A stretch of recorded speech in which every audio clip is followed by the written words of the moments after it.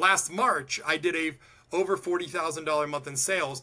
What caused Yeah. that? Was it just the ad? Was Mm, it the open houses? What was it? So that I can replicate it. And then now I'm going to be exactly. looking at March. So it's not just saying,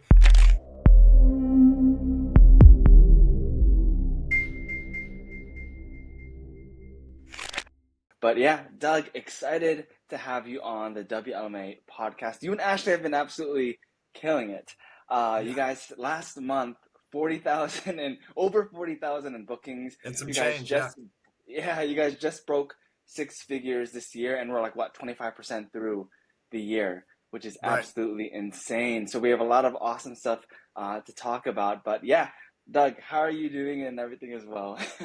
We're good. I am just standing here, just we're totally excited, and we're already dipping into 2024, and it's just I'm so thankful. Ashley and I are just so excited where we're at and where we've come from. So I'm excited to chat about what we've learned and everything else going on. That's awesome. That's awesome. Well, let's get straight to the good stuff, straight Sure. to things that people want to know. So there's a little bit of background, before getting to the level that you guys are at right now, what were you and Ashley struggling with when it came to the wedding photography business, all that type of stuff? Sure. It was biggest thing for us was obviously finding leads, and we did what a lot of people said to do, and we were doing every brow show, dropping a lot of money. Anytime somebody said, "I've got the strategy, this is what it is," and at every single price point from where we started to where we're at now, we just could never, ever, ever figure out how to get what we needed to get to be able to make this Mm, sustainable. I've always worked at least one, if not two jobs to back up doing wedding photography on the side. So it yeah. was, yeah, finding leads has always been a problem. Finding those brides. I know they're out there. People were saying this, and we were always, are we charging too much or are we charging too little? And I was finding people giving examples in all kinds of different directions of, well, this guy charges X and he's always booked. And we're like, we're not even half of what he charges. Why can't we find leads? What is wrong with us? So Yeah. that's kind of where we've been over the last 10 years, which has been, yeah, Mm. crazy experience. Got you, got you. And what were the key strategies? Now hitting, like this 40K month and already hitting six figures, and we're not even halfway through the year. What were the key strategies building up to this point and getting to this point as well? Sure. Well, for us, there are three parts. One is been everything is involved with WLMA, but it has been the leads. Facebook ads has been Facebook and Instagram ads has been astronomical. Our first year, as you and I have talked about before we were in WLMA, our biggest year ever was 14 weddings, and a couple of those we did practically for free because we were literally just we need money, hire us. And that Yeah. out of 10 years, the most we'd ever done was 14. And our first year in WLMA, we did 24 last year. And that is 100% Wow. from WLMA, and it is Facebook leads, Facebook ads, and Instagram ads has been an astronomical amount. Number two has been our focus on vendor relationships and open houses and vendor Mm, networking. That is primarily what we are. That's my biggest focus for this year, as far as my goal setting. And then number three has been working with Crystal and honing in on our branding. Branding for us, figuring out yeah. who we are, what we do, not only the clients we're shooting for, but also who we are as a husband and wife team.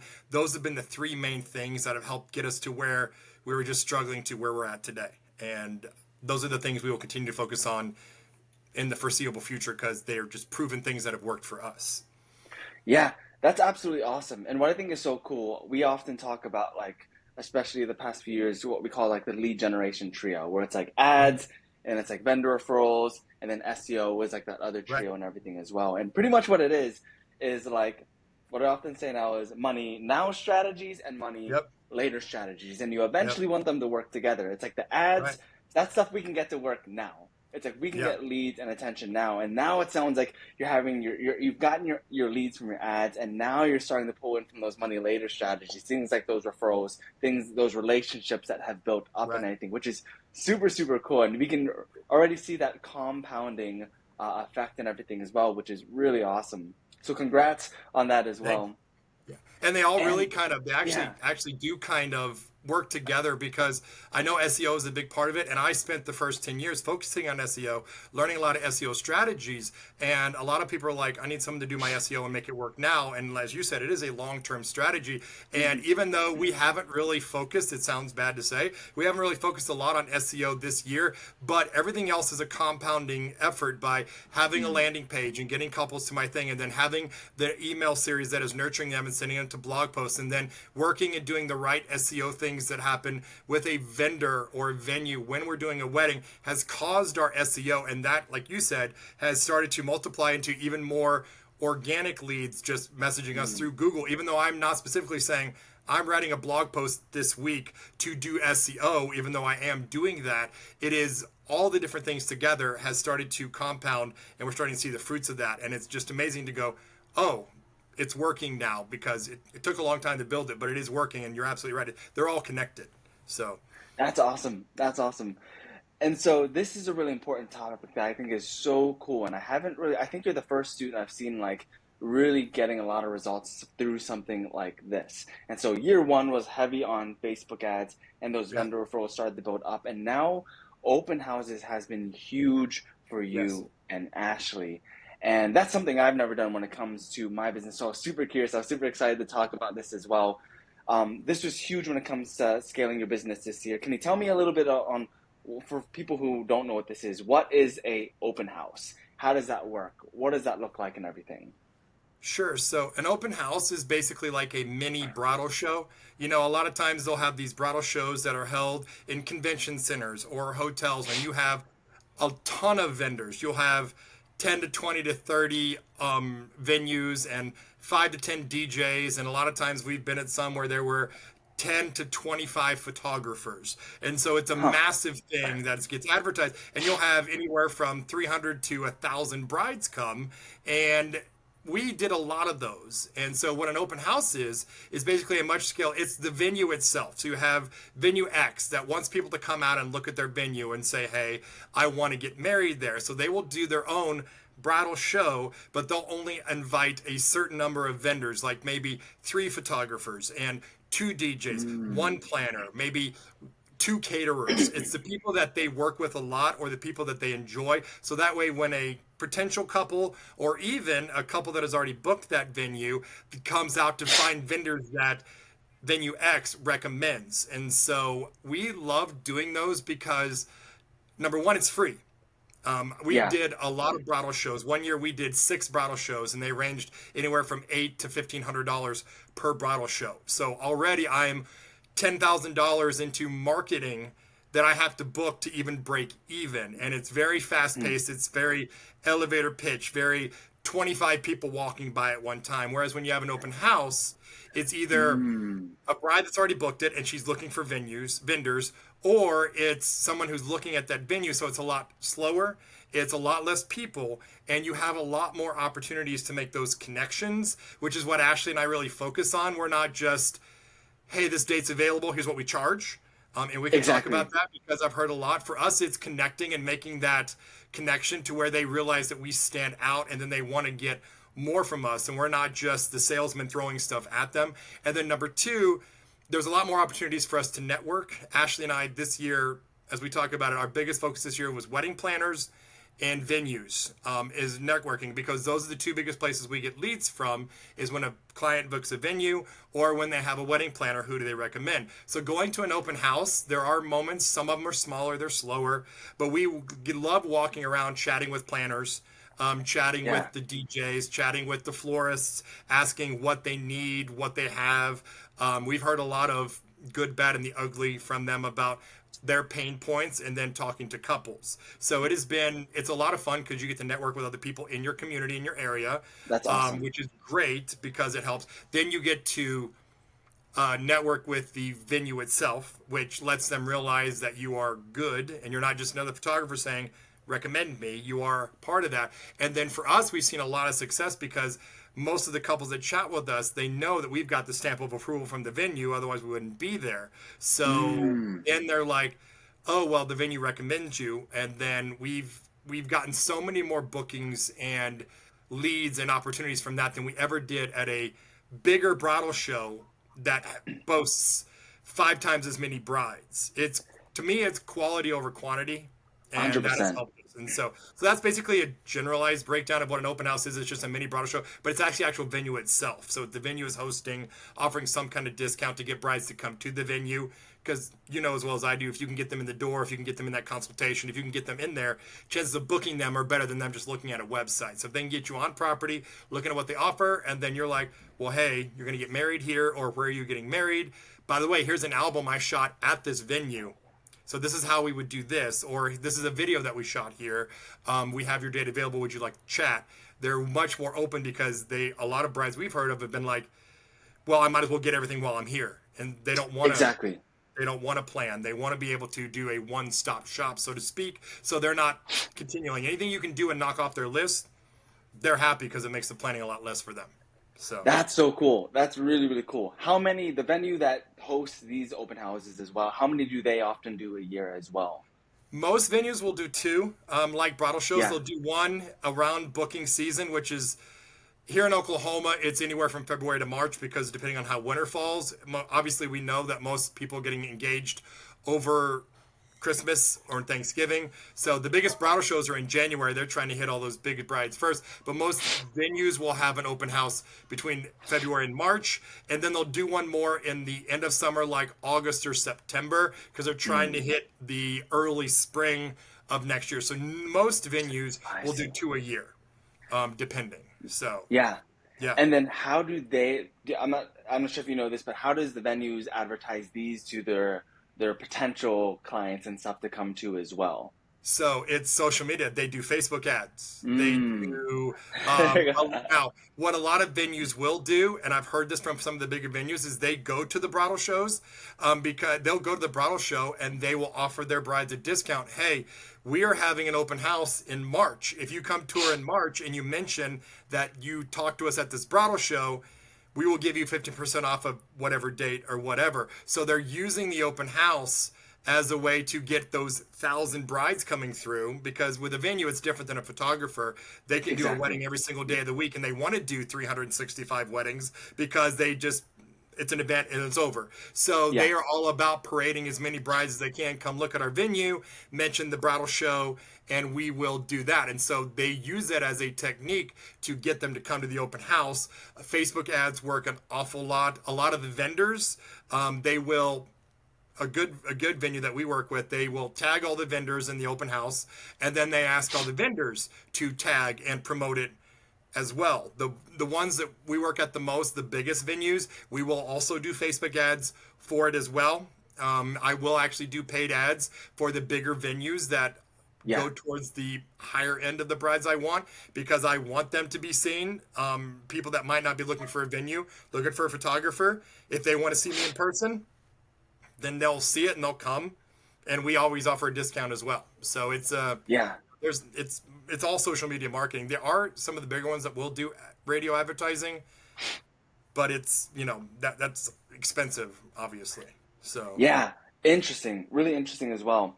And how many couples, for the ones that you've been at, how many are coming to these events as well? These open houses? depending on the size of the venue, and what I will say is one of our strategies when it comes to open houses, because every venue usually will try to do an open house. It's the easiest way for them to do it. We focus on open houses that market to our client. I feel like that needs to be said because, I mean, hopefully you would assume. One of the things I did in December of last year is I went on Wedding Wire and The Knot. I searched my local area and I found and I wrote down every venue and every planner that I felt charged enough to market to the ideal couple that we figured out through WLMA. Nothing against Mm. the other venues. If they book me at their venue, I will go. I will go do a couple at any venue. But Yeah. a budget-friendly venue is not probably going to service the bride that wants to pay what we charge in our line of our area of business. So we want to go after the planners that are servicing the more higher end luxury bride. I want to go after the venues that are going after those. So we went on Wedding Wire and I wrote all of them down, followed all of them immediately, and started going towards that. So we basically, usually the bigger ones have more things, but honestly, It all depends. It depends on their marketing. It depends on how many followers they have. I've seen anywhere from 50 brides up to Yeah. 300. Everyone is different. And Interesting. I heard a lot of people talk about the success or how it was terrible or whatever. It's a mindset. And this is where I will plug Crystal and WLMA because it's all about mindset. I go into every open house saying, I don't need 100 brides. I want three, or I want two, or Yeah. whatever. If because I talk a lot, we both know that I'm all about communication. And at an open house, I can't spend 20 minutes with each couple. But at a 3 hour, or excuse me, at every bridal show, I can't spend 20 minutes with every couple. But if we find that one couple that is struggling to find a photographer and they come over to us and they're still talking to us after 5 minutes, I will literally almost have an entire consultation with them, talk about who we are, what makes us unique. Ashley will jump in. And we've literally sat and had a 30-minute conversation with the bride who called me on the way home from the open house and said, where do I sign? My mom said she doesn't Yeah. care how much, send me a contract. And so it's a lot more slower paced. So I don't need 50 brides. I've had other vendors say this open house was a flop, and I booked 4 weddings from it Yeah, because like, yeah. I can't take 300 brides a year. You know what I mean? So it's all about how you look at it. I'm not going after all the brides. I'm going after a minimum of two. I don't know if I could handle 7 couples from one open house. I would, but it's one of those where that's not my goal because then I felt like maybe I wasn't talking to them how we do business. So That's awesome. So it's pretty much like maybe 50 brides coming in, and maybe is like you and Ashley and maybe another photographer there. And then you guys get all the attention from all those couples well, as far as normally like there's three to photographers. four. Normally Three to there is four. three That's to not four bad. photographers. Yeah. I've had discussions with a lot of venues about the number because a lot of times we were just at an open house where they had 20 vendors total and 6 of them were photographers. I told her I felt like that was overkill because it's like a sales pitch going from one to another. But at the end of the day, it's the venue has to do what the venue has to do to offer something for all their couples. I totally get it. Yeah. And at the end of the day, I'm not in competition with any of my other photographers. I don't believe in competition. I believe my brides will be attracted, as you guys talk about with branding, they'll be attracted to me based on my uniqueness and what I do. So I just be myself and they'll either talk to us or they won't. And I'll recommend somebody if they go, you're not what we're looking for. So, I Yeah. don't have a problem with that.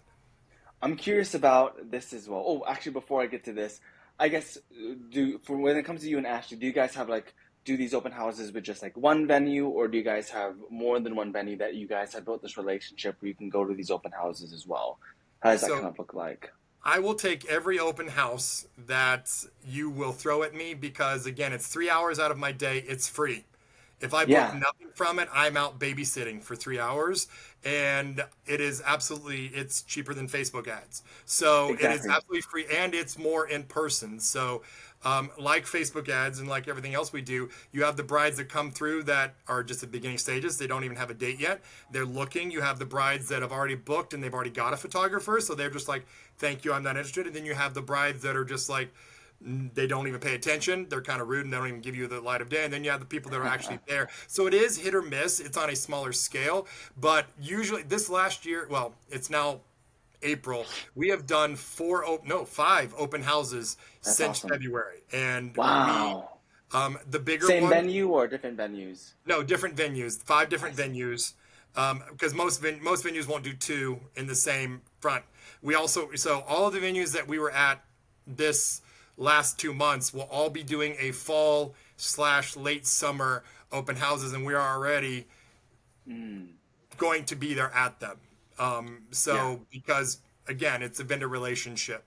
Building that vendor relationship is, even if I have a flop of an open house, there's something about that vendor relationship that means more because, like you said, it is long-term growth. I might have not booked Mm. anything at a very slow open house. It might have completely flopped. We had one in August that did, but at this March, it was better than anything we ever had, and we booked 5 weddings from it, and I still have more Wow. meetings. So keeping that relationship instead of complaining and saying, guys, it wasn't worth my time, they like us and they refer us, and now we're on their preferred vendor list that they give to every couple that Nice. works with them. So That's incredible. yeah, And so curious as well as this. I'm digging into the nitty-gritty of this so like we yeah. can learn as much as possible. So from the one that you felt like flopped to the one that have done well, what was the variable that you felt made it flop to the ones that did really, really well? Was it the location? Was it the type of clients or prospects that went there? What did that look like? The one that I felt like flopped, it was in August, and obviously here in Oklahoma, we had a very hot year last year. So I don't know if it was the heat. A Mm. lot of times they may not advertise as much because venues like photographers have a different marketing budget. So when we were at the one in August, that was our first one with that particular venue, and everybody said that it was actually surprising because they do one every March and every August, and they said the one last year in March was amazing. Everybody said not this is unique. This is not a normal look. Vendor where we're placed also matters a lot. There's a lot of venues that have a one big room for the reception, and sometimes they'll throw vendors in like the bride's area getting ready or in different areas. I have found just through my own beta testing, if I'm not in the big room with everybody else and they put me in the bridal area, or the one that was a flop actually has this beautiful chapel, and they said we're going to put you over here because we know everybody's going to come look at it. That is the one we only got 3 leads from, and none of them, they all ghosted. So I'm pretty Ah, sure that if I'm not in the room with everybody else, that people will walk by and look, but I don't even know how many couples didn't even come through there and even get a chance to talk to because we were kind of separated from everybody else. yeah, So yeah, yeah. there's a lot of things, and I try to work with a lot of the venue management. Just from my experience in WLMA, what I've learned through marketing, I'm helping them with their Facebook ads. They're asking me, so I'm able to share that, but I'm helping them with what I've learned about how to set it up because they aren't out to make one person do better than another. They say that they want all their vendors to succeed because then they get promoted, and they always say this is my favorite venue, and that's what they want. So helping them is really helped, but usually it's their placement or if there's overkill. And I honestly, it usually comes down to advertising when you just don't see a lot of people come through that front door, and Yeah, that would probably take a lot of testing to figure out why are people not coming through their door that I just don't have access to because I'm not the venue manager. But I can yeah, tell you if we get a decent amount of people through the door, I'm only after 3. So, yeah, I'm looking for my 3. Anything other than that is gravy. And exactly. but then as Ashley and I always say, even if it's slow, if it's a flop and there's not guests, I spend the entire time chatting with other vendors. So for me, it's still a success Mm, because I'm networking with the exactly. photographers and the florists. So to me, it's impossible to be a flop. I mean, as far as well, And love that mentality as well, because like if you're feeling like, oh man, these leads are kind of like not working right now and everything as well. All right, I'm gonna turn this into something where we can try yep, to bring in leads from these other vendors and yep, everything as well. Curious about this because I'm trying to ask questions that people maybe on YouTube might be thinking, or maybe our students who end up watching sure. this might be thinking. What is the vibe like of an open house? Is it like they're there to look at the venue, but then, oh, look, there's other vendors here as well that we can talk to and chat to? Or is it kind of like a wedding fair, but it's just a lot less people type of thing? I've seen both. It depends on the venue and how they advertise. At the last one we I were see. at, Interesting. one of the girls that booked us said she had no idea there were other venues there. They just thought, hey, Hmm. I don't have to schedule a tour. It's an open day. I can come look. And she said she walked in and realized there were 30 people there. And she got a little surprised and she was a little over anxious. But then we calmed her. But then you have other people that are getting married. So most of the time it's brides bringing their parents because they want them, mom and dad, to see the venue that they're getting married at, which mom wants to see where the ceremony is going to happen, where she's getting ready. And they'll say, we're here to find this, that, or the other. And again, brides at all different parts of their wedding journey. Some brides Yeah. walk up to us and say, I'm here to find my photographer. Literally, I had a bride Ah. say that. Or a bride walks by and said, we've already got one. We're here to find a DJ. So Yeah. it's like a bridal fair.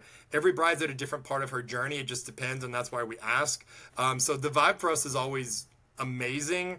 I always Yeah. ask them if they're overwhelmed. Some brides feel completely overwhelmed because just it's like a bridal fair but smaller. And then some brides are there with a mission, and they're Mm. just there to look for a caterer, and the caterer is there serving real food. So it's like Yeah. all of that. So it's a lot of fun. Interesting. Yeah, Yeah, that's really cool. And 'cause the reason I was asking that because I was wondering if like because sometimes if it's different if they're there to see the venue, but if it's almost like an open house where it's almost more like a wedding fair. I was thinking if students could even plan their own types of thing, rent out maybe a cheap place that's like nice, you plan, bring on the vendors that you like. If you Yeah. come, they get like a free wedding timeline or something like Yeah. that. And then you bring vendors that you like and see have them invite prospects as well and see how that works out. For maybe times like for students who maybe are having trouble getting in their own open houses, Right. or maybe they have an empty season, maybe figuring out on their own and building Right. their own open house or something like that. But very interesting. Now, I know this is a question that a lot of people are going to be wondering. How do I get in an open house? How do I Honestly, build? yeah, honestly, it's actually pretty simple in my mind. Every single venue that I have ever worked at, with the exception of some of the smaller ones are just open, want to do an open house because they understand that going to a bridal fair costs money. It costs money for them too. Mm, So, and if they don't have a good market, they don't have $1,500 to rent a booth and then everything that goes with it and then pay people to be there.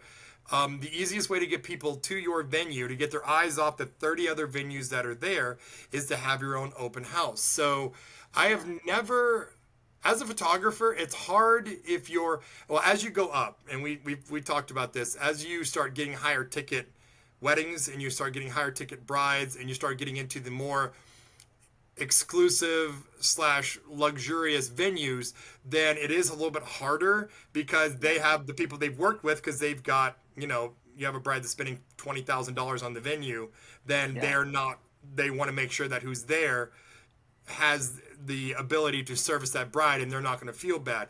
But there are so many venues that have open houses that reach out to us and say, hey, we've seen you or whatever, can you be, or we've done a wedding there. And that's the other thing when we talk about what our sales process are of getting into it. But the easiest way that we get invited, and it sounds silly to say, is we just serve. If we, Mm, anytime, if there's an open house I want to be at, I go look for the venue and see if I've shot a wedding there. If I've yeah, shot a wedding there, then well, one of the things that Ashley and I do is we give every venue an album, the best album from that venue of the year. I don't give them an album of every wedding because that's cost of business, but I will find the best wedding. If I only do one, they get that album. But I will find the best wedding from that year at that venue, and we will print them an album yeah. because I hear from so many venues they can't get photos from photographers and they don't have anything to show. And Mm, so, which is sad. So we will give them an album, and if they only have one album with my logo on it, they're showing their clients my work. And also, exactly. it's the reciprocity law. I was about to Ashley, say yeah, that. Ashley and I will ask them if they need anything. Oh, and the other thing I was going to say, you'd be surprised in networking. Do you know how many venue managers we're doing family sessions for free this year? Because we do it for free. We Bro, at this open house that had 6 photographers, the menu manager came to us and said, "I need to get family photos," and Ashley's like, "We will do it for you."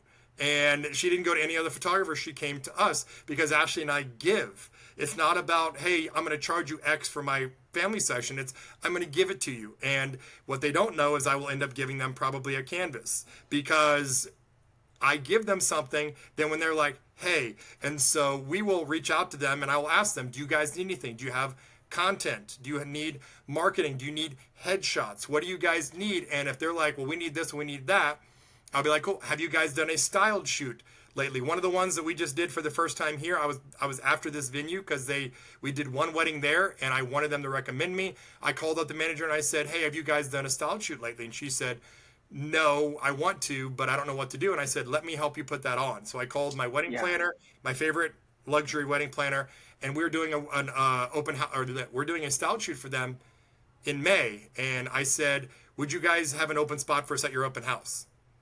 And she said, I will find a spot for you. And I said, That's gold. perfect. Yeah. Let me And let me tell you this. It's like that's so important because that's what we coach our students is when it comes to right. vendor referrals. Because like some people they just ask, they just ask, but we always coach serve, serve, serve. If they Sure. don't say anything yet, then ask. Yes. And the thing is, law of reciprocity. And I love this one story that Alex Hormozy talks about, one of my favorite entrepreneurs. And it was pretty much he had this business called Gym Launch, and he wrote Mhm. this book about launching gyms, and he was trying to get Arnold Schwarzenegger to pretty much promote the book and Yeah. everything as well. And he kept asking, they kept reaching out and everything, and they wouldn't hear anything. And so what they did, they just donated $1 million to one of Arnold Schwarzenegger's um, nonprofits or something like that. Yep. And then he reached out. They got to meet Yep. with Arnold Schwarzenegger several times. And it's like, if you're having trouble with these relationships, start serving. Do Yep. headshots for their employees. Do Yep. real estate photos for their venues, Yep. and keep serving.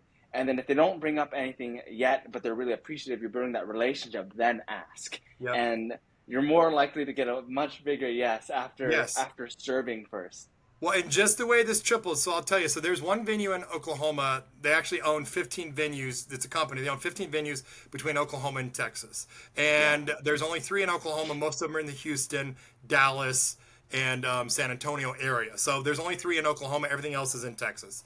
And it's a big company, massive company, beautiful venues, anywhere from like ranch style to like mansion, Victorian. They have it all. And I want to shoot at all of them, but that's a different story. So our wedding planner, corporate, got with her and said we want to do a styled shoot, and they wanted to do something off the wall because every photographer, every venue has the same couple, the perfect couple, you know what I'm talking about, the perfect, and they wanted to do something different. So our wedding planner, they wanted to do Western boho because that was something they'd never seen before, and they wanted to focus on that. So when I found out she was doing it, I didn't wait. I called her and I said, "You're going to let us be a part of this, right?" And she said, "Well, I'm working on, there's going to be 3 photographers and 3 videographers." And I said, "Well, anything Ashley and I can do to help you, Ashley can help plan. I can help you with the timeline. I can recommend couples." We got involved instead of making her do it all. And she basically decided that instead of doing one style shoot, she wanted to do 3 at one time. So we did a Western boho, we did a more modern look, and a more whimsical fairy look. So she got Yeah. 3 different florists, 3 different DJs,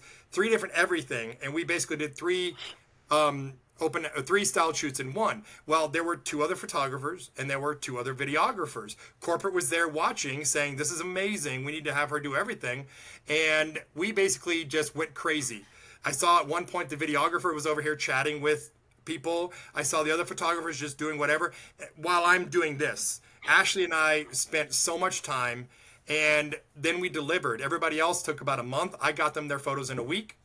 I got them Yeah. their video in a week. I posted, I tagged everything. So fast forward, that was back in October. In February, they have their national, they pick one photographer every single year to be the chosen photographer for that region. They do one in the Houston area, one in the Dallas area, one in the Oklahoma area. They reached out to me and said, "We want you guys to be our preferred national vendor for Oklahoma." And I said, "Okay, cool." And she said, "Now we want you at all 3 of our open houses for all 3 venues in Oklahoma." Why? Because we showed up early. We stayed late. I shot way more than anybody else did. We helped set up the timeline. We helped set up everything else. And even though we didn't spend a lot of time talking to corporate, corporate saw what we did. And because we served, we were just at all these open houses. And one of those open houses is where I just booked 5 weddings, and I'd never shot at that venue because it's a 2-hour drive from me. But they invited Wow. us because so that giving, as you said, led to us being the regional preferred vendor, which means I'm now preferred at all 3 venues. So every time they have a bride books them, I'm on all 3 lists. They invited me to all 3 open houses, and I'm going to be at all 3 of them in August. And once you're in, unless I step back, I'm always in. So it's Yeah. an automatic. So it works. It really does. Just giving a little has paid off through networking and open and relationships. So it's crazy. That's amazing. That's Yeah. amazing. Now, want to get into, being able to turn these into profit. So let's say student in the WLMA or someone watching this on YouTube, they get their first open house, they're Yeah. nervous. What do you bring to the open house, and how do you turn this in? How do you convert these leads from the open house into profit? Let's first break down what you bring, how you Yeah. set up everything and everything, all of that as well. So I'm a firm believer in less is more. I'm also a firm believer in wow. I've seen photographers bring like 8x10 frames and have 28x10 photos on their booth. I've seen photographers bring a giant canvas with a collage. I've seen a lot of different things. I believe in doing, you can see all the ones behind me. These are all of our giant impact photos. If I can bring one from the venue itself, I will. I bring 3 albums. We bring my computer that has our video rolling, and I bring 4 giant canvases. These are 20 by 30, and then I bring 4. They're like 20 by 16 or something like that. I am all about strategic impact moments. I don't want them to have to Mm. walk up and look at a little collage. I want them to see them Exactly. from across the room. You can see it has a very shiny gloss on it. I did that on purpose. So they see it and they go, wow. I want them to walk, and Yes. every bride that walks up go, I saw your photos from across the room and they stood out. And I'm just like, Yes. exactly. And then that gives us a chance. So that's what we bring. Again, it's a very easy setup. Most venues will provide a table if you want. We don't use linen. You can and all of that. So that's what we typically bring. I'm very minimalist because it doesn't take me an hour. Unlike a bridal fair where you normally see these massive open booths with furniture and everything else, and that was always fun for us having to spend an hour ahead of time and an hour afterwards breaking stuff down. I can be in and out in 15 minutes on both sides. So it's Yeah. it's showing the photos. So that's what we bring is my computer and our photos and 3 albums to show them different phases and all of So that. 3 albums, huge prints, your computer. That's huge as well. Because I remember when we were getting married, Crystal and I, excuse me, we were going through the wedding fairs, and I remember seeing these little photos. People would have it sprinkled, but I had to go Yep. up close and kind of see. And I remember when I would pass by these booths with huge, gigantic, Yep. absolutely epic portraits, Yep. and I was like, "Whoa, that looks so Yeah. cool!" And you're Yep. just drawn to it. You're just absolutely drawn to it. Yep. Now, when the couples are coming through, they're stopping to talk by, or maybe they pass by and they don't say anything. How are you trying to convert these into weddings? What's a step-by-step process on what you've learned after going to more and more of these as well? So biggest thing I've learned, and I can say this in case, especially bridal fairs, the biggest challenge I see a lot of photographers and other vendors do is they will sit down behind their table. Every venue will provide you with chairs, which they need to. It's a 4 hour thing or 3 hour thing. But a lot of vendors will push their table forward and they'll stand behind it and they'll sit down, which is Mm, crazy to me. It's like I'm selling something. We don't do that. I will usually fold up the chairs and hand them back. I will push the table completely back against the wall, and Ashley and I will stand in front of it. I have literally wow. heard from brides that they talk to they we are the only photographer they talk to, and I ask every bride why, and they say we walked by the other photographers and they were sitting down or they were standing behind their booth, and all they said was, "Here's a card. My prices are X. Do you have a photographer?" And then they just shuffled me through like I was just a number. She said, "You guys were welcoming." And Ashley stands at the front of one side. I stand at the front of another side. We walk by. I actually say, "Hi, how are you?" Like a normal human being should if I saw you in public. We Yeah. ask, do you guys have a photographer? That's the easiest question in the world, which you would want to Mm. know. Because Ashley will tell you, I can start a 30-minute conversation before I even find out. And then you realize I had a photographer. We ask them, are you guys looking for your photographer? And the nice people will say, no, yes, no, thank you. We've already booked our photographer. There are people that will just walk by you and ignore you, which is kind of hurtful. And you're like, just say hi or at least acknowledge. And then you'll have those people that will stop and talk to you. And those are the people. So we are Mm. right there. We're just ourselves, just like you and me right now. We're just conversing. How are you? When are you guys getting married? And are you using this venue? Because we have seen people that have booked us at a open house that are getting married at a different venue, but they know this is the Mm. most expensive venue, so they're going to have the best vendors. So they came to that open Smart. house to find a caterer and the best cake and the best photographer, even though they're getting married at this other open house. So we asked them, and we will go through our little spiel. Ashley, we talk about who we are, and that's one of the things that we have nailed out with Crystal and mindset and branding about who we are. We are a husband and wife photography team. Nothing wrong with not being, and all the students and people on YouTube who are not husband and wife, you don't have to be, but that is the brand that we are, and that is what we lean on. Yeah. We're Doug and Ashley. My favorite joke is I'm Doug. I'm the other half. She's the better half of Doug and Ashley photography. And it always causes a laugh. And we talk about the 3 things that mean most to us: relationship and our albums. Those are the 2 pillars of who we are. The relationship we have with our couples, the connection that we have, and then our albums, those printed memories. Those are what we push. And that's what we talk about having a connection with your photographer, and we're sitting there being warm and welcome. And then the albums that we sell, having those family heirlooms, and those are the things that attract Mm. them to us, and those are the things that stick out in their mind. Like I said, we also have the computer showing video because we do video. One of the little tips that I like to give is Ashley and I will take a selfie in front of our booth before every single open house. And Mm. people ask me why I take a selfie when all the open houses are the same. The reason is because unlike a bridal show, at a bridal show, typically they're going to give you, they send every vendor a list of everybody that was there. You know, you're signing up for this open house, this bridal show. And so every vendor gets that email for 300 brides, and they're going to email them all. Open houses don't typically do that. Open houses, they tell you you're getting your own leads. So any bride that we connect with for more than, say, 5 or 6 minutes that shows any interest, we get their name, we get their wedding date, and I tell them, I am going to reach out to you. I don't ask permission. Is it okay? Because a lot of times people don't want to, and that's fine. I will tell Yeah. them, we're doing a special. If you book me within the next 2 weeks, we're doing a free engagement session, which is just Yeah. like the model call. I'm just using it to my advantage. I'm putting Exactly. urgency on it. And so I tell them, if it's okay with you guys, it's hard to connect in 10 minutes at an open house. I know you're Zoom. So what we'd like to do is sometime this week, we'd like to jump on Zoom and walk you guys through an album. I go through the album viewing and I say, can I get your name and phone number? Can I get your wedding date? And I tell them, I or Ashley am going to text you tomorrow or Tuesday, reach out to you, see what's good for you guys. Does that work? And they're like, sure. They give me their name and telephone number. And the things I've learned in the past is sooner better than later. But what I do Yes. is used to, we would give them Monday to cool off. I didn't want to feel salesy. And then I would message them on Tuesday and they've either forgotten or they ghost us or whatever. So usually open houses are on Saturday or Sunday from usually 1 to 5 p.m. I will message them usually 10 a.m. on Monday. And when I text them, I say, hi, this is Doug, or she'll say, hi, this is Ashley. We met yesterday at the open house. I have a pre-done text in my phone. And then as soon as I send it, I add the photo of us. And I text them the photo as well of our selfie.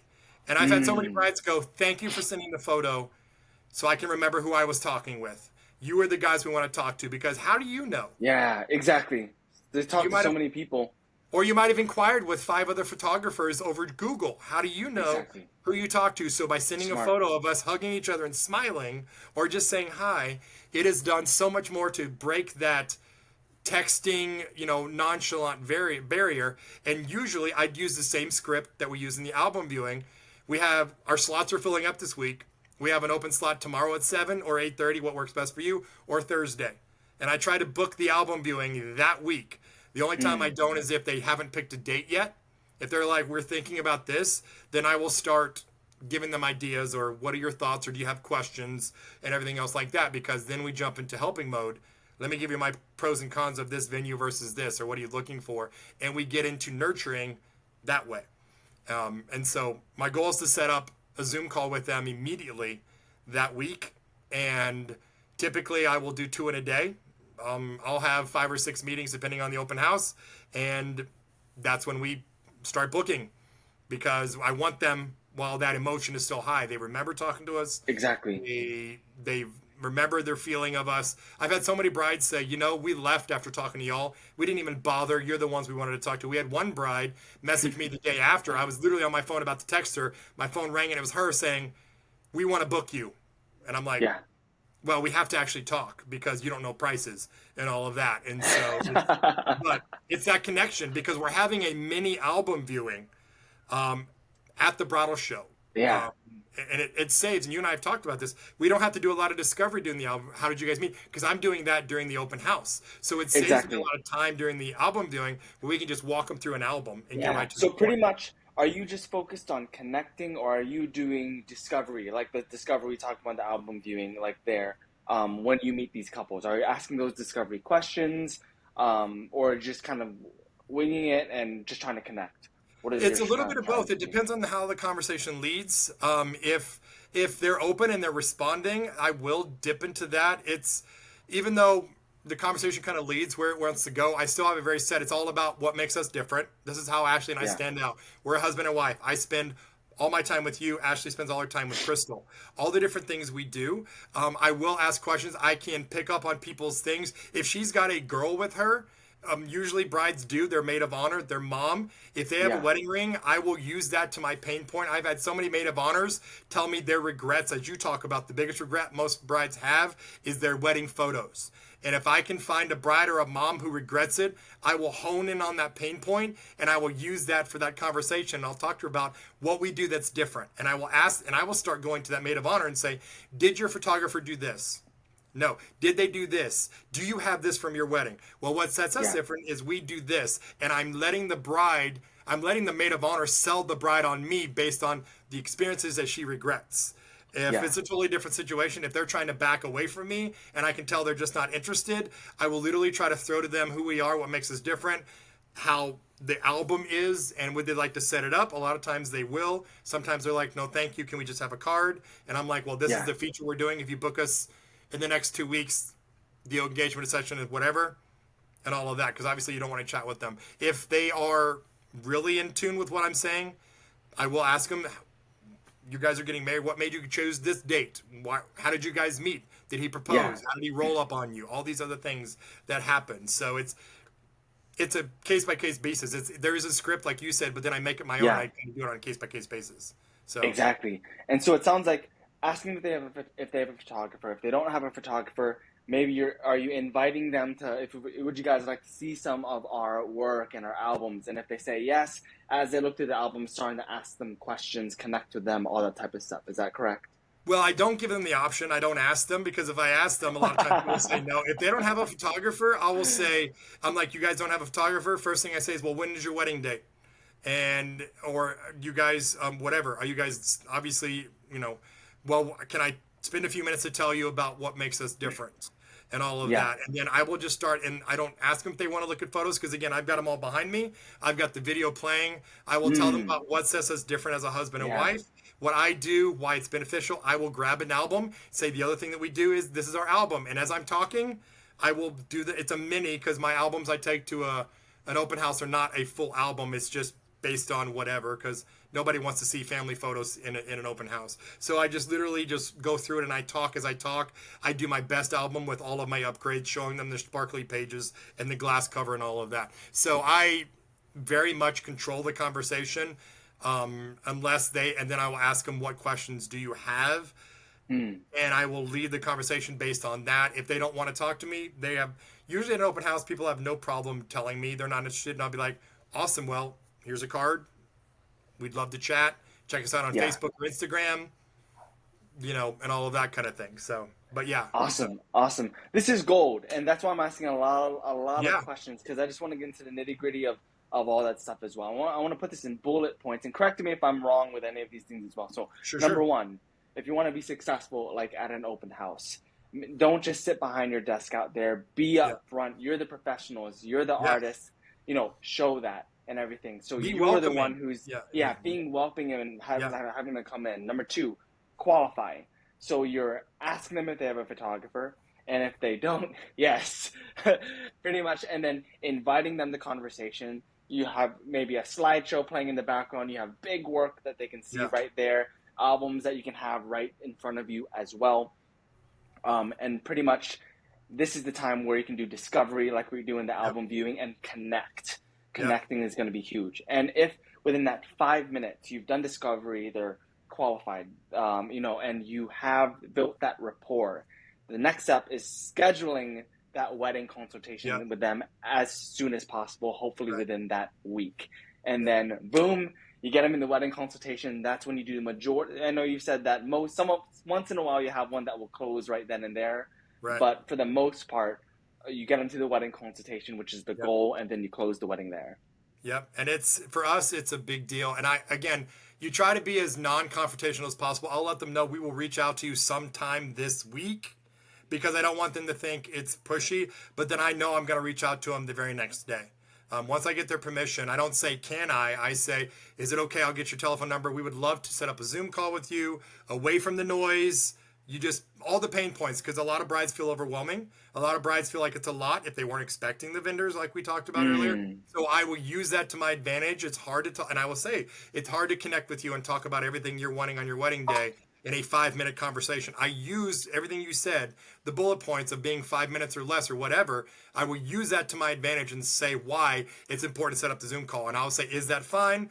Instead of just saying, can I get your name? And I'll email you. That's, and all of that. And then I will get them and I'll tell them it's going to be sometime this week. But I know I'm going to literally text them the very next day. If it's a very hot lead that is literally like, what do I need to do? I will have Ashley text them an hour and a half after it's over and say, Yeah, let's set up a Zoom call because they're a hot lead, just like we do in WLMA. How do you treat cold leads? exactly. How do you nurture and all of that? Because I want them to get them while they're still whatever, because they're looking if they're actively looking. And then again, sending them a text message. I think email, a lot of vendors will just email them. I am a big proponent for texting, and people that don't like to text, they feel it's invasive. That's fine, but I don't answer emails unless it's whatever and all of that kind of thing. So for me, texting, I ask permission. I will have Ashley or myself text you and set up a time, and they said that's fine. So they're expecting a text from me, and that's why I send a photo so they don't think it's some random number. They'll do that. So Exactly, exactly. And this is such great information as well. And it's what we've coached people when it comes to wedding fairs as well. Because wedding fairs, it's pretty much information overload for most of the yes, couples. it is. And so what we've also often said is like, it's either worry about those connecting with those short conversations and Right. scheduling the consultation that same week. Or if you can't get that, worry about capturing leads. You know, Yep. if you have a free guide on your laptop Yep. that goes to your newsletter, if you're doing a model call or something like that, you know, you capture that lead right on your iPad or something like that so you Yep. can nurture them later on. But this is awesome. This Yep. is really, really awesome. I know we want to. I was planning to talk a little bit of Chat GPT. I think we'll probably hit that for another conversation another Sure. time. Because Yeah. I went actually a lot much deeper than I went into the open house stuff. Because That's, I was really, really interested myself. yeah, it's good. But let's briefly go into this now. So you have the wedding consultations. You've got this couple into a wedding consultation. Tell me a little bit about how tell me a little bit about how you are doing those wedding consultations, some tips that you're doing to be able to close those as well. Sure. It's biggest thing is using what you have. Unlike the when we do a model call and I'm doing discovery with that, because we've already spent 5 to 20 minutes, depending on how interested they are at the open house. I've already connected with them. They already have a connection. So if they're one of the ones that's a super warm to hot lead, I will use the open house as my opener. How are you guys doing? How was work today? What do you do? All that kind of thing. And then I'll talk about, did you go home and collapse after the open house? Was it overwhelming? Because I use what I've heard brides tell me in the past about saying, "Oh my God, I'm so overwhelmed." Especially bridal fairs. Most brides at bridal fairs are completely overwhelmed, and I've heard them say they just took that bag of cards, threw it on the table, and didn't look at it for a month. So I've Yeah. heard things from brides because it's information overload. So I will talk to brides and I'll be like, "How was the rest of the open house? Did you guys?" And I will sneakily say, y'all didn't bother talking to another photographer, did you? Haha. Mm, Or and all of that kind of thing. So again, I'm just using things that are my personality, and I'm like, that's amazing. We loved talking with y'all. We're so excited for you guys. If they're still looking for their wedding venue, or if they're still looking for their date, I will still do an album viewing with them. I want to connect with them as soon as possible. We will spend some time talking about what do you like, pluses and minuses, and then literally we will go right through the album viewing script. Ashley does an amazing job of going through the wedding album. That is her baby. Wedding albums are her baby, and wedding details yeah. are what she does. So she starts out talking about that, and it gets the couple excited because if I can show a wedding album, a full wedding album from that venue, then I can reference and say, this is where you're going to get dressed, so this is where we would do this. And if you're going to do a first look, we recommend doing here. You're getting married in August, Mm, which I know the sun is going to set at this time. So because of that, this is what we'll do. And so yeah. I know a lot of photographers, if they've never shot at a venue before, can't do that. But at least if you have one for a couple that's getting married in August and you have something around August, you can talk about when sunset will be. And so just showing myself as being an expert and what I would recommend, because I know you're getting married in August and the sun will set at 8:15 in Oklahoma. So therefore, if you don't do a first look, I would do a 6 p.m. ceremony because you want to have time for all these things. They really start to see us as that expert, and so we go right through that, and then we ask them Mm, every questions, and then that's when I go into incentive pricing, as we talked about before, based on the yeah. open house. So incentive pricing for Mm, me based on the open house, and then also because we're offering a special if you book us, because of the engagement session that we offer as a giveaway. And then if we're doing video and they're interested in video, we'll usually do something else as part of the open house if they book us to get video added on as quickly as possible. everything else like that. So we're following the album script pretty closely. I change how I begin and what I talk about based on where I met them. If it's a model call, if it's an open house, if it's Exactly. a Google lead, and then if it's from the open house, based on my conversation, because I remember most of them. What Ashley will do, side note I didn't say, what Ashley will do is when we get the lead from them on a notepad, Ashley will make little notes next to them, what we talked about, who they are, how they were dressed, so we can remember. Because sometimes we've gotten 15 leads from an open house, and she's like, "Who is this?" So we'll do some Facebook snooping and go, "Oh, it's them." But Ashley will say, "This couple was talking about this," or "I talked. This was this, this couple that was talking about this." So that way we know who they are when we're Exactly. talking to them, because it's a lot of conversations. And so, but we pretty much follow the album viewing script to a Yeah. T. Just we change it up based on the situation and what our conversation was with them. And I'm pretty good about remembering what we talked about if I talk to them at all. And I'll just keep going for the pain points if I hear any. So Exactly, exactly. So just a little bit of discovery if needed, kind of building rapport, making them feel comfortable. When you get into the album viewing section and everything as well, connecting to those points that they yeah, desire, maybe some of those pain points, showing that you're an expert. Then when you get into the pricing, incentive-based pricing, maybe bonuses and everything yeah, as well. Awesome, awesome. This was such an awesome conversation. I was really excited about this. yeah, So much great value for not only WLMA students, but whoever may be listening on YouTube as for well. sure. One question I love to ask every student we have on the WLMA podcast, if you were talking with someone who is struggling in their wedding photography or film making business, what would be one piece of advice that you'd give them to help them get in the direction that they need to be? Beyond joining WLMA, because I can literally talk about that is what changed our business. We did more in sales last month than I did the entire year that before we met WLMA. And you and I have had That's that conversation. amazing. But if you're in WLMA, it is obviously following the course and then getting involved in the community and finding out what other people are doing, because you say this over and over and over again. You can't just do one thing and Mm, expect it to be the end all. And even though, as we talked about earlier, the Facebook ads, the model call is the low hanging fruit for people that need leads right now, and that's great. And we're still doing ads to this day. Now that open houses are I'm going to be running ads for the rest of this year because we're not full yeah, yet until. But it's focusing on the other things. It's once you have your feet underneath you, you've got to focus on what can you do and not getting distracted by shiny object syndrome. That's not what I'm talking about. It's talking about what are the different areas, because as you said, mm, the long-term goals. What's one thing you can do with SEO? What's one thing you can do on your branding to where your copy isn't just a base generic copy that everybody else uses? What is it that makes you different? Focus on what makes you unique, and then beat the tar out of that horse. What is it that makes you mm, can stand out?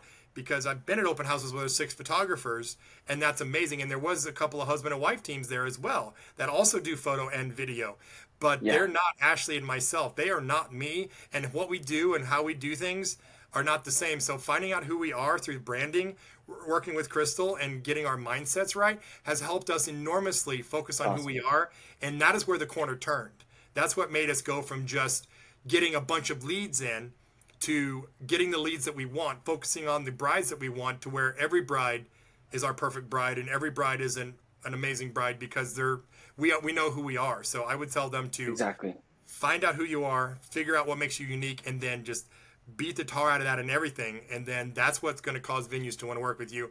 That's what's going to cause couples to find you. That's what's going to cause you to build once you build that brand. It takes a minute, but it's definitely worth it because that's what's going to sustain us for the next 15 years. Exactly, exactly. And I love how you mentioned it's not about shiny object syndrome, but it's also not about one thing. Yeah, And so it means being able to be an adaptable entrepreneur. Entrepreneurs are high level problem solvers yeah, at its core. So sometimes it may be a season, especially maybe in the beginning, where that's heavy Facebook ads and everything. For some people who have been in the game for a while, maybe of heavy word of mouth, it might be a little bit of Facebook ads to bring into that. It might be seasons where, like you said, open houses are over now, yeah, so now we're pushing back into Facebook ads. yeah, It's being able to see it from a bird's eye view, not getting shiny object syndrome, but knowing when to ebb and flow with what the market is giving you, which is And it's huge. and it's also about tracking. This is the first year, because you said this the other day, or it might have been on one of your Instagram videos. It's like this is the first time I'm taking copious notes about what's happening. Obviously, when you're doing Mm, ads, Aiden said this in one of the videos we did. Look at last year and were your ads up because everybody thinks this isn't working. And so January and February for us were a very slow month. Our ads were not doing what I felt like they should, and different yeah, things like that. And so then March hits and we start doing 5 to 6 open houses, and we've got the biggest sales month we've ever had. So I'm keeping track of that. So next year when it comes, I'm like, okay, well, my ads didn't do well last January as far as what I'd like. What do I need to change for this January? Last March, I did a over $40,000 month in sales. What caused yeah, that? Was it just the ad? Was mm, it the open houses? What was it? So that I can replicate it. And then now I'm going to be exactly. looking at March. So it's not just saying, oh, well, I guess ads don't work because you had one month where they did, or I've done 5 bridal shows and they didn't work. It's about taking notes from each one of them and figuring out Exactly. what do I need to change. And we have changed a lot of what we do. One of the biggest things Ashley wanted me to mention is we don't actually talk pricing at open houses. Mm, A lot of people will just say they'll have a sheet that says, here's my pricing. And I won't give out. And it's hard. It was a hard step for me to go, I'm not going to give out pricing because how do yeah, they know that I'm the right one? But it's about connection, not about pricing. And so we don't even give out. If somebody asks, I'll tell them the range. But most of the time, couples don't even ask us what our pricing is. You can go to my website and find out what my starting pricing is. So that was a big change that has now made it so where people don't just grab a sheet and go, oh, okay, and they walk off. They focus more on exactly. that. So it Exactly. is Because if about, you connect with them and if you give enough big enough impact, they'll schedule that consultation with you. yes. Like if they 100% will. And so yeah, that's awesome. That's Yeah. awesome to hear as well. Where this was such an awesome conversation, Doug. Loved it. Where can we find you and Ashley as well? Sure. So on the web, it's DougAndAshleyPhoto.com. All over social media, it's Doug and Ashley Photography. So it's, yeah, we pretty much, once we rebranded, we're Doug and Ashley. And yeah, we're Doug and Ashley. That's who we are. Awesome, awesome. I'll put it in the caption of this video as well where people can find you. But thank you so much, Doug. This Sure. was such gold. I hope all of you watching were listening, taking notes and everything as well. And we'll see you in May for the wedding coming up that you guys here Yep. have here in We're Chattanooga. excited to meet you, see you in Crystal in person. It's going to be so fun.